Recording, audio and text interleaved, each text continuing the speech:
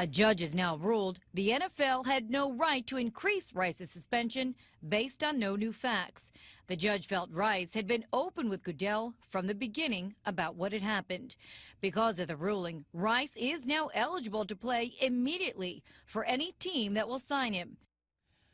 Let's make it simple. Ray Rice will play in the National Football League again. This season or next, he will have a chance at redemption, such as perhaps not the case for the man who punished him, leading a sport loaded with more double standards and backroom dealings than an old-time Chicago politician. Let's welcome back to MidPoint the CEO of Horrow Sports Ventures and the man who started and remains the top expert in the business of sports. Harvard Law School graduate, syndicated commentator, better known as the sports professor, and an old friend, Rick Horrow, joins us today. Rick, pleasure to talk to you again. I am continually impressed with your colorful lead-in language. It certainly baits the hook. How are you, my friend? Did you have a nice Thanksgiving? Did you eat a lot? Had a great Thanksgiving. Did not eat a lot. Ate just enough to get through the weekend and enjoy a few football games and move on from there. Wow, because you look pretty good, man. You got to make sure that you continue to stay that. You're right, Rick. I'm a tremendously good-looking man. It's wonderful of you to notice that. And everybody. That's one of the few things we can agree on.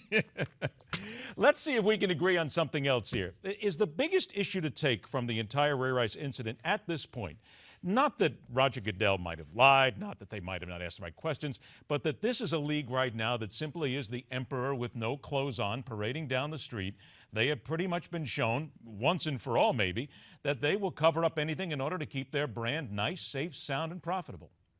Well, that's one way to look at it, I guess. The maybe less cynical, although I'm not going to ascribe, way to look at it is that there needs to be some certainty, transparency, clarity as far as process goes. The brand requires it. Visa, Campbell Soup, Anheuser-Busch, Procter & Gamble, and the companies that, in Anheuser-Busch's case, spend $200 million a year requires it. And so Roger Goodell and Judge Barbara Jones are exactly aligned. They both say that they need a policy that is consistent and not arbitrary. Roger Goodell says he's going to get to it. Barbara Jones says he hasn't yet. But he says he's going to get to it when I think you and I both know this is a system that needed something like this, an arbitrator, a long time ago. And they've been shoveling a lot of this under the rug for a long time here. They were pretty much exposed. So doesn't any of Roger Goodell's promises now fall on deaf ears?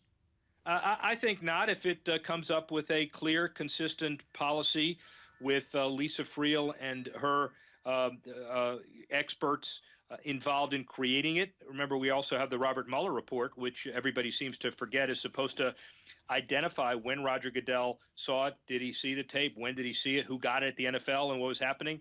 That masks the bigger issue. The bigger issue is for all sports, if you have a commissioner ruling on the discipline of an individual player, is that appropriate? And how do you deal with it and make it consistent?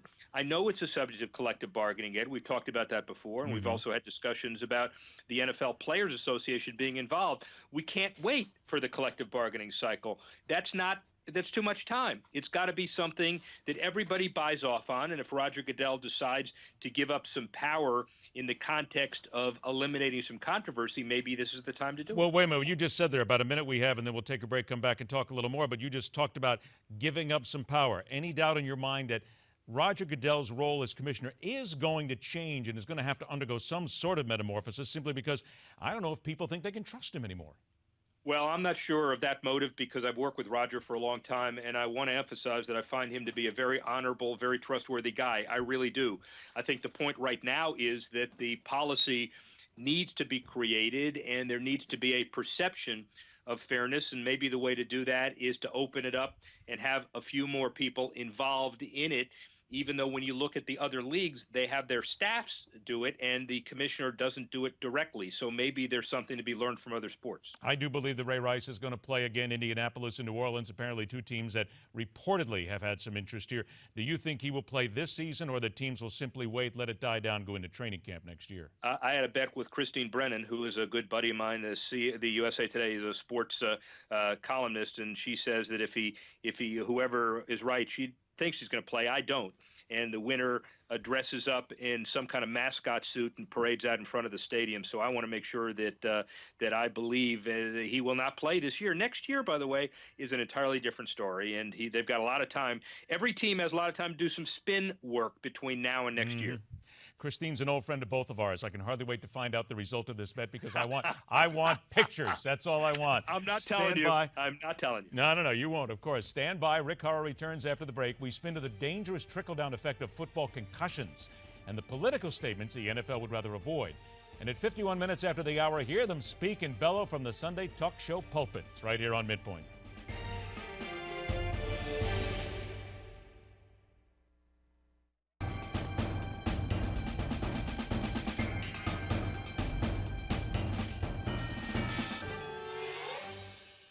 Welcome back to MidPoint. The CEO of Horrow Sports Ventures, the sports professor, Rick Horrow, joins us once again. Rick, let us turn to a tragic situation here coming out of Ohio State.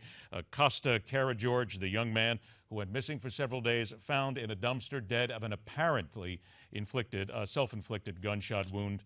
This comes down again to the discussion of concussions, mental health, and there's going to be a lot of discussion here again because the trickle-down effect, we've talked a lot about the NFL, but imagine what it's got to be like at the college ranks and then even down to the high school ranks.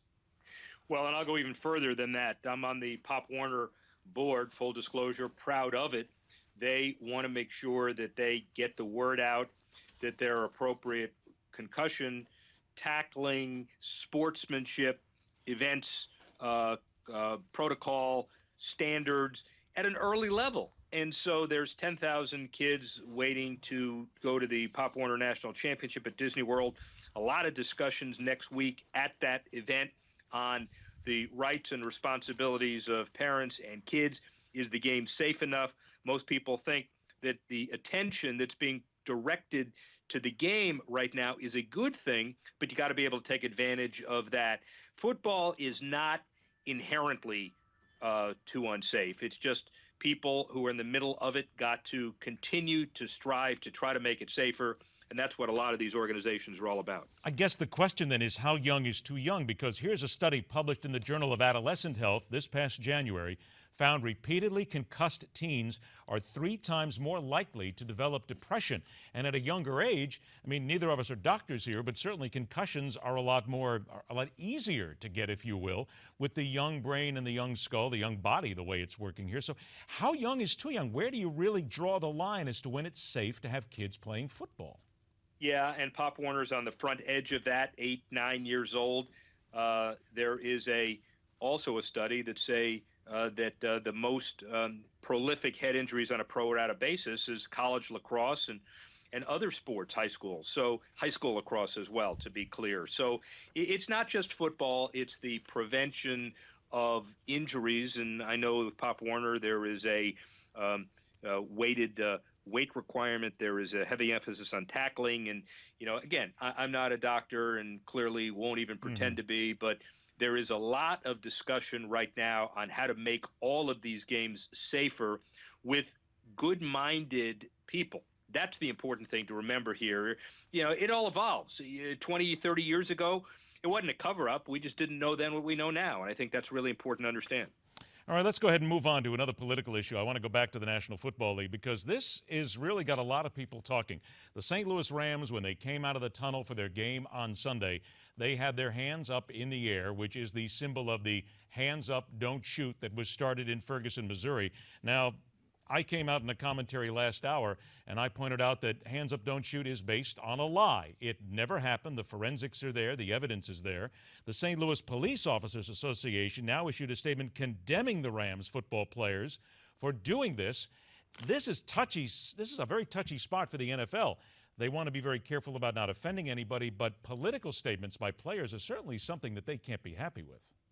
Well, and it's an organization, by the way, that put out some and authorized substantial, all in full support, all of us are, PSA spots about if you're going to protest peacefully and make sure that you respect the law. It's all about respect. And whether it's a mixed message or not, these were individual players that you know didn't have the authority or blessing of the team. The point is this. Everybody, especially in the social media generation, which is different than this. This was contrived. This was rehearsed. And and it puts it in a different category. But in the social media generation, athletes, entertainers, highly visible spokesmen have to understand how important they are in framing and shaping messages. The whole role model debate, not a role model, non-role model, we can have those discussions too. But the most important issue here is people listen to what these athletes have to say, the good, the bad, the peaceful, the incendiary, and no matter what it's based on, you got to be very careful before you start making statements. And it's fair to say, too, that there are reports, and I've just heard stories, I've not confirmed these myself, that when the players came out onto the field, they were met with some cheers, and also some people were screaming the N-word at them in the stadium. So it really just makes for a bad situation across the board, and I'm sure the NFL is going to very quietly say to their players, don't do this again. Would you agree? Well, I think the NFL very quietly needs to, and so does every other sport, say, be very careful what you're saying, because today in this world, you're carrying messages that everybody is listening to you on very carefully, whether you're qualified and have the facts to know about it or not. So be careful. Yeah, there you go indeed. Rick Horrow, always a pleasure to have you on the show, my friend. I look forward to talking to you again next week. Stay healthy. All right, buddy, you too. Travel safely. Break, and we're back with syndicated talker Lars Larson to hammer away at the reality of what's coming out of Ferguson. And at 34 minutes after the hour, how OPEC again becomes more than a bunch of oil sultans being greedy. Think about it. It's money, the Middle East, and discourse there as well. That and so much more coming up right here on MidPoint.